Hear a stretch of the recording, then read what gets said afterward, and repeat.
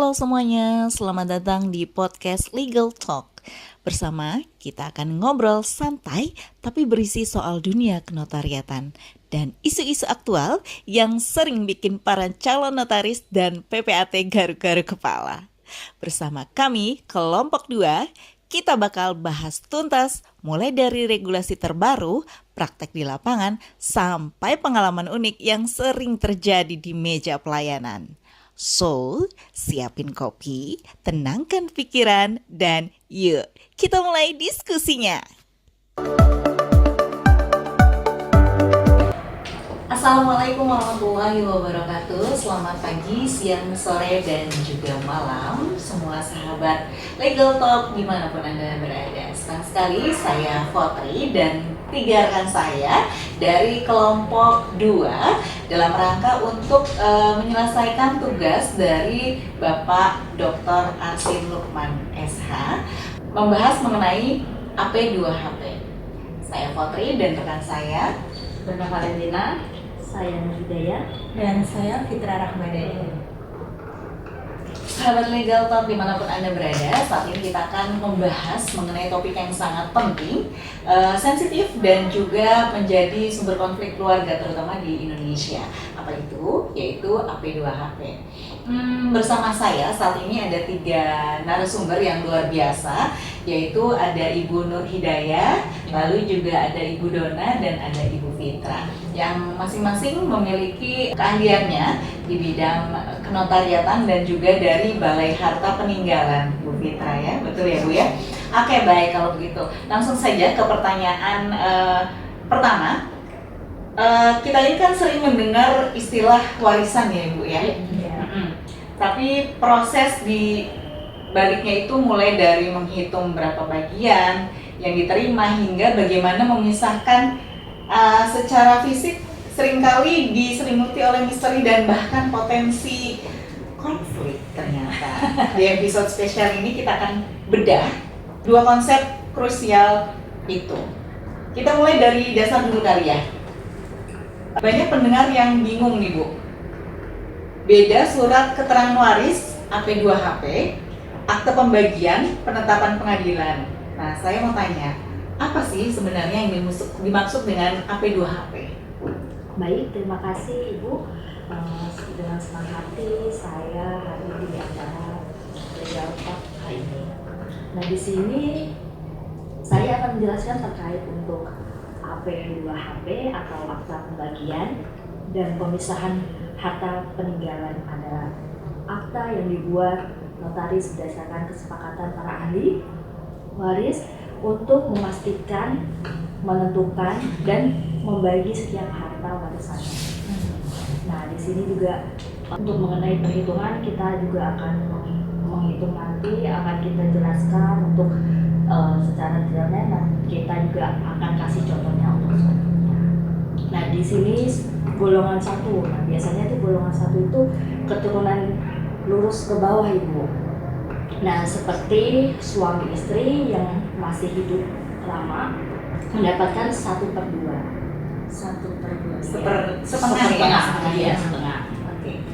Dan di golongan 2 itu meliputi orang tua dan saudara-saudara kandung dari pewaris.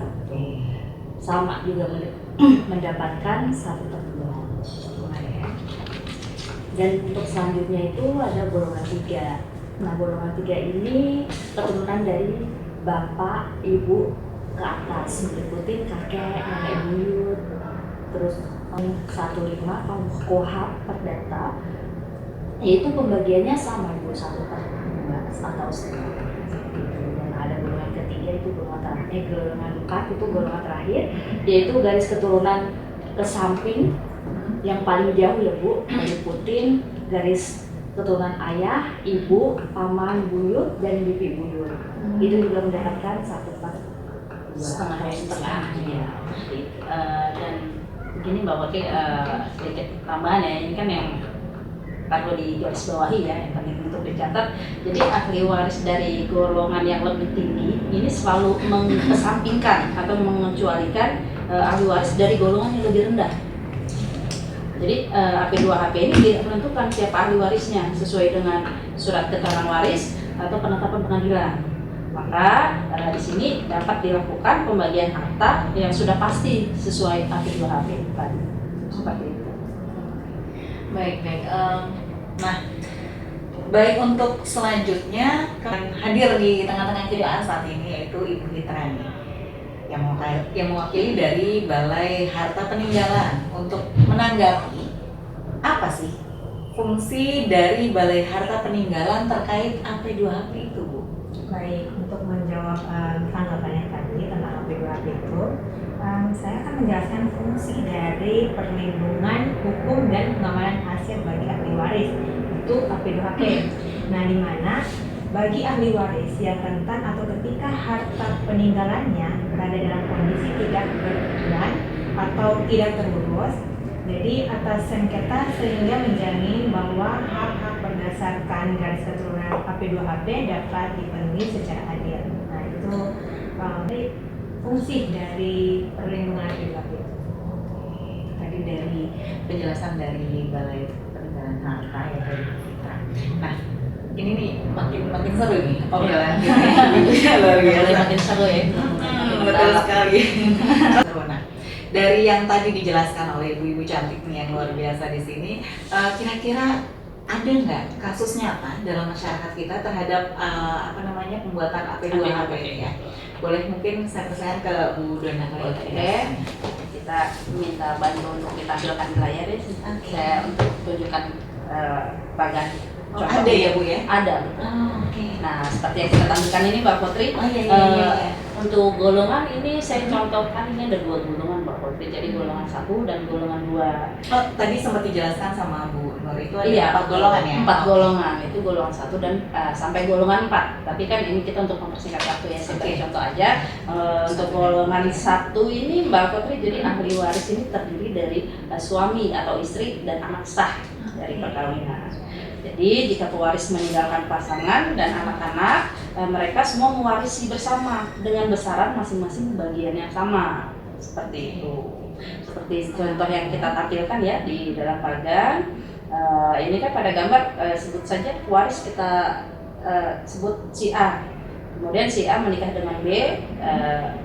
Jadi terjadilah harta campur otomatis yang disebut harta bersama. Jadi ahli waris berdasarkan garis itu. Dan untuk contoh pada golongan 2 mungkin bisa dijelaskan ya Ibu Daya. Baik. Untuk golongan kedua, badannya seperti ini kita tampilkan. Nah, di sini perlu di garis bawahi. Untuk golongan 2 itu pewaris tidak memiliki pasangan dan anak. Terus orang tua pewaris sudah meninggal dan maka mewarisi adalah saudara atau keturunan dari saudara. Seperti itu. Nah, di sini kita gambarkan seperti itu, yaitu pewaris A. Dia seorang bujangan, tidak menikah, belum menikah atau tidak menikah. Orang tuanya itu A, yaitu B dan C yang sudah meninggal dunia. Saudara kandungnya D di sini. Berarti orang tua dari si A gitu ya, Iya. yaitu B dan B dan C. sudah meninggal. Dan memiliki saudara kandung itu D, cuman dia sudah meninggal. Jadi digantikan anak-anak dari D, yaitu E dan F seperti itu. Nah, untuk pembagiannya yaitu setengah bagian. Jadi masing-masing bagian sama atas sama. Oke, dari apa yang tadi dijelaskan oleh Ibu Dona dan juga Ibu Daya, boleh nggak disimpulkan kesimpulan dari yang tadi dijelaskan itu kira-kira apa? Ya. Baik, jadi kesimpulan dari yang kita tarik dari obrolan yang kita bahas tadi Mbak Putri ya, untuk golongan 1 itu jadi hanya pasangan dan anak-anaknya. Kemudian ada pembagian itu yang sama besar, dan di dalam golongan 1 ini ada konsep harta bawaan serta harta campur seperti ini. Dan untuk golongan 2 ini berlaku bila pewaris single Mbak Putri, belum menikah dan tanpa anak. Jadi saudara mewaris melalui representasi. Jadi bagian dibagi berdasarkan garis saudara. Jadi di sini agak mulai jelas nih ya. Ada ternyata ada golongan 1, 2, 3 dan 4, dan golongan 1 itu seperti apa, golongan 2 itu seperti apa, 3 dan 4 seperti apa? Ya. Nanti kita bahas. Oke, baik mendengar, kita sudah sampai nih di penghujung acara kita pada hari ini di podcast kita yang sangat penuh dengan wawasan. Hari ini kita sudah membahas banyak hal mengenai AP2HP itu tadi, mulai dari dasar hukumnya dan struktur AP2HP, mekanisme pembagian untuk golongan 1 dan juga 2, lalu juga tadi sudah dicontohkan kasus nyata yang ada ya terjadi di masyarakat di Indonesia. Oke, seru tadi pembahasan kita ini yang luar biasa sekali dengan hadirnya Ibu Nataris dan juga Ibu Fitra dari Balai Kata Peninggalan. Semakin cerah kita mengenai apa itu AP2HP. Semoga apa yang kita bahas hari ini kita sampaikan juga kepada sahabat Legal Talk di manapun Anda berada, bermanfaat untuk kita, untuk Anda, untuk kalian semua. Baik, terima kasih. Sampai ketemu lagi di lain kesempatan. Wabillahi taufiq wal hidayah. Wassalamualaikum warahmatullahi wabarakatuh. Bye bye.